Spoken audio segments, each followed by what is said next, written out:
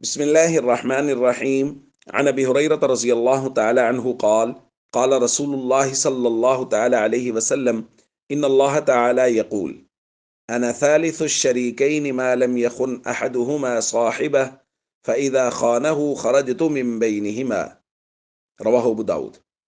نبی کریم صلی اللہ علیہ وسلم نے ارشاد فرمایا کہ اللہ رب العزت ارشاد فرماتا ہے، یعنی یہ حدیث قدسی ہے کہ میں دو شریکوں یعنی کاروبار میں شریکوں کا تیسرا ہوتا ہوں جب تک کہ ان میں سے کوئی ایک دوسرے کے ساتھ خیانت نہ کرے، لیکن جب کوئی خیانت کرتا ہے تو میں ان کے درمیان سے نکل جاتا ہوں۔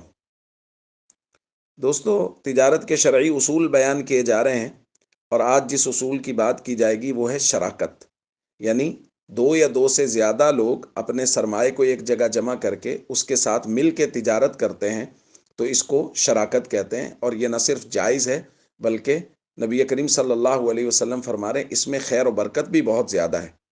لیکن اس کے متعلق بس ایک بات بہت ضروری اور اہم ہے، اور اس کی طرف پہلے بھی اشارہ کیا جا چکا ہے کہ نفع اور نقصان دونوں میں شرکت ہوگی۔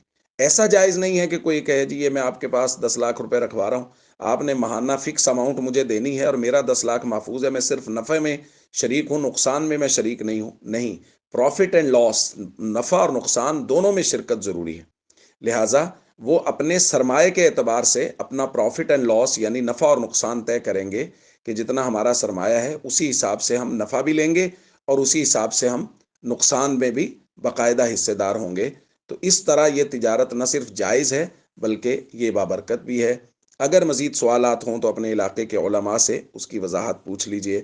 واٹس ایپ نمبر پہ میسج کر کے بھی سوال پوچھے جا سکتے ہیں۔ السلام علیکم ورحمۃ اللہ وبرکاتہ۔